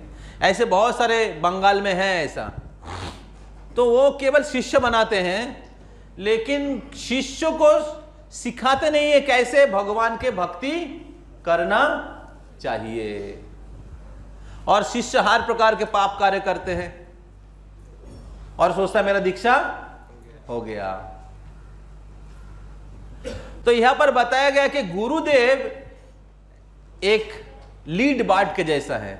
जैसे पक्षी का ग्रुप देखा है, जब उड़ता है एक क्या कहते महादेश से दूसरे महादेश जाते हैं, পাখিদের একটা দল আছে, और কি বলে ওটা কি পাখি, বিদেশি পাখি, হ্যাঁ কি পাখি, হ্যাঁ যাযাবর পাখি। ওরা কি করে এক দেশ থেকে অন্য দেশে উড়ে যায়। তো ওই পাখিদের যে দল আছে ওই দলের মধ্যে একটা আগে একটা পাখি থাকে, ওই পাখিটা এরকম ভাবে থাকে, এই 3 কোণা একটা ইয়ে বানায়, হ্যাঁ, যাতে দ্রুত গতিতে যেতে পারে, হ্যাঁ। তো এই প্রথম যে পাখিটা আছে সেই পাখিটাকে বাকি পাখিগুলো কি করে ফলো করে। আর যখনই সেই গ্রুপ থেকে কোনো পাখি বেরিয়ে যায় তখন কি হয়, ওই পাখিদের দল থেকে যখনই পাখিটা একটা পাখি বেরিয়ে যাবে মানে ওই পাখিটা হারিয়ে যাবে। বুঝতে পারছেন? তো এখান থেকে শিক্ষা হচ্ছে যে গুরুদেব হচ্ছেন ওই লিড বার্ড, মানে নেতৃত্ব প্রদানকারী পাখির মতো, হ্যাঁ। তো গুরুদেবও পাখা নাড়াচ্ছে আর শিষ্য কি করছে, পাখা নাড়াচ্ছে। এখন গুরুদেব পাখা নাড়াচ্ছে, গুরুদেব 16 মালা জপ করছে, শিষ্য মালা জপ করছে না। আরে গুরুদেবই তো 16 মালা করছে, দীক্ষা নিলাম তো আমি, গুরু মালা করবে, আমি কেন করব? বোঝা যাচ্ছে? গুরুদেব ভগবত ধাম চলে যাবে, তুমি পড়ে থাকবে। বুঝতে পারছেন? তো গুরুদেব শিখাচ্ছে কি করে পাখা নাড়াতে হয় আর এই গ্রুপের মধ্যে থাকতে হয়। বোঝা যাচ্ছে? গ্রুপ থেকে বেরিয়ে গেলেই প্রভুপাদ এর জন্য বলেছে ইসকন যা কিছু হয়ে যাক ইসকন ছেড়ে যেও না। समझ में आ रहा है? प्रभुपाद जी ने कहा जो भी हो जाए, इस्कॉन में सपोज आप किसी ग्रुप के साथ कनेक्टेड है, उसमें एक भक्त आपको गाली दे दिया, ठीक है, आपके साथ, इसका मतलब नहीं कि हम इस्कॉन छोड़ के चले जाएंगे। समझ में आ रहा है?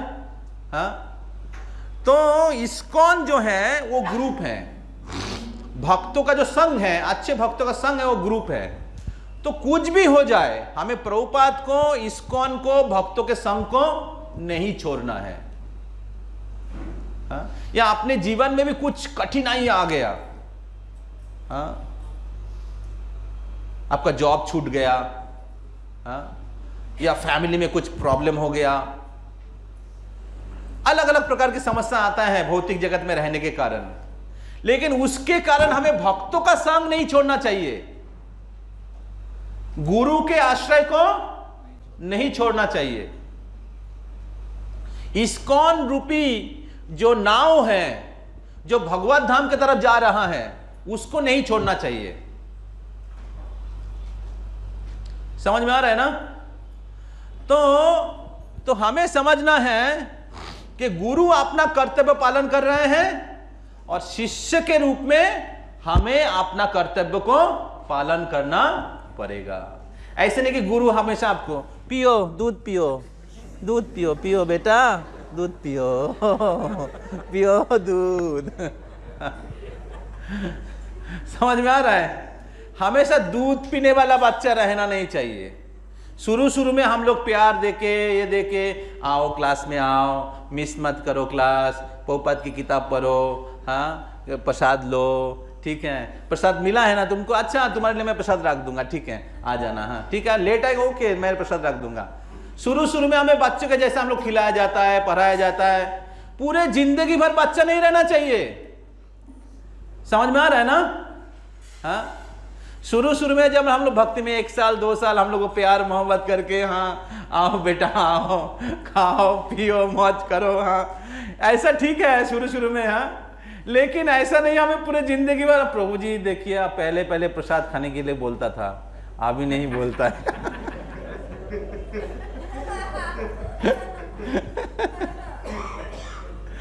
अरे पहले प्रभु जी बोला, अभी आप प्रभु जी को बोलो, या आप दूसरे अभी पहले 2 साल पहले आप नए थे, अभी 2 साल हो गए आप पुराने हो गए, ठीक है, अभी जो नए आ रहे हैं आप उनको बोलो।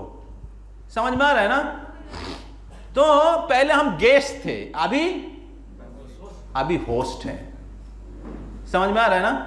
हाँ, तो जब जय विजय के चरणों में वो चतुष कुमार अपराध किया, चतुष कुमार भगवान का गेस्ट था, जय विजय होस्ट था। एक्चुअली लग रहा है भगवान ने जय विजय को भेज दिया भौतिक जगत में, एक्चुअली भगवान ने जय विजय का साइड लिया था। समझ में आ रहा है? हाँ, भगवान ने जय विजय का दायित्व लिया था। चतुष कुमार को बाद में समझ में आया कि भगवान के भक्त लोग भगवान का बहुत प्रिय है, ये बाद में समझ में आया।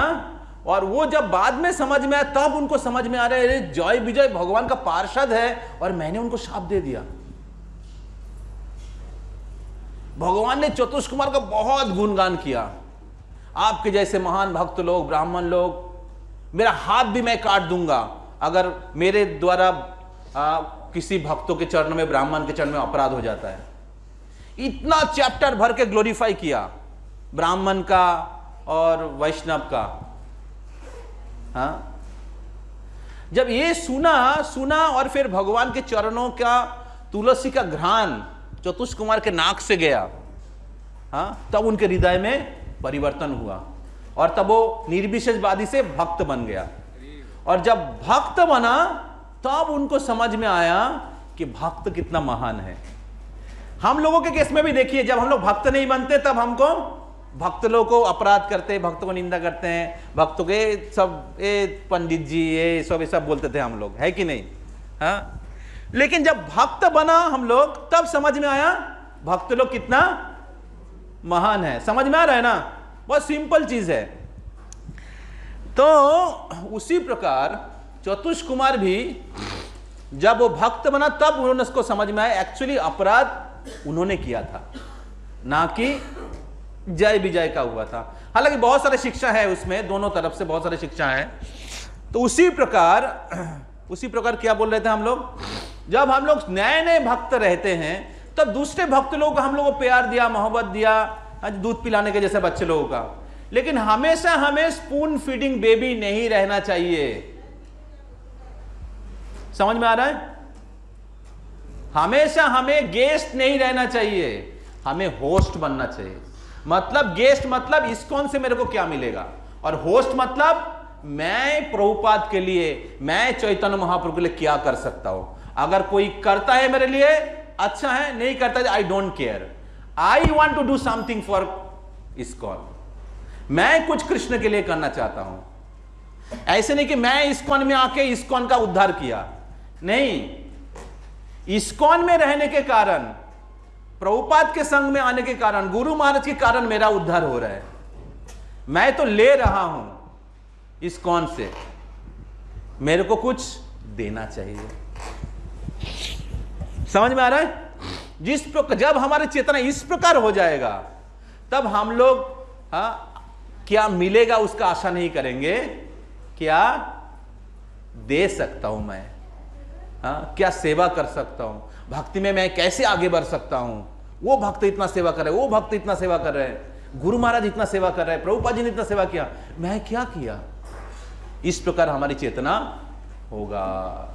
तो इसलिए गुरु अपना काम कर रहा है, वो लीड बर्ड है, नेतृत्व प्रदान करी क्या कहते हैं पक्षी है, वो अपना काम कर रहे हैं, और शिष्य के हिसाब से हमें अपना पंख क्या कहते हैं, अपना उड़ान एक समय तक वो आपको मदद करते रहेंगे, लेकिन एक समय ऐसा आएगा कि आपको अपना गाड़ी खुद को चलाना है। गुरु के गाइडेंस लेके आपको मैच्योर हो जाना है, गुरु के कृपा प्राप्त करके ट्रेनिंग लेके भक्तों का संग लेके आपको कनिष्ठ से उत्तम बन जाना है कि आप दूसरे भक्त को गाइड कर सके। गुरु का बहुत क्या कहते हैं वो क्या कहते हैं, हर चीज में गुरु का गाइडेंस आपको जरूरत नहीं पड़ेगा। गुरु का गाइडेंस गुरु आपने ऑलरेडी कर दिया है आपके लिए। अभी आप गुरु का गाइडेंस लेके और दूसरे भक्तों को और नए लोगों को गाइड करिए। समझ में आ रहा है ना? तो इसलिए हमें भक्ति में परिपक्व होना पड़ेगा, भक्ति में और मैच्योर होना पड़ेगा। हमेशा हमें स्पून फीडिंग बेबी बनना नहीं चाहिए। जैसे आप ऑफिस में आईटी कंपनी में जॉब करने के लिए जाते, शुरू में आपको सिखाया जाएगा, फिर 1 साल 2 साल के बाद क्या होगा, अब गए और 10 लोगों को ट्रेनिंग दो, है कि नहीं? हाँ, और फिर वर्कलोड बढ़ा देगा आपको। तो हालांकि बाहर के दुनिया में ये क्या कहते हैं, उसको चूसने के लिए किया जाता है उसको, लेकिन आध्यात्मिक जगत में हमारी प्रगति इसके ऊपर निर्भर करता है। प्रगति का मापकाठी ये है। ठीक है, हरे कृष्णा कृष्णा कृष्णा हरे हरे, हरे राम राम राम हरे हरे।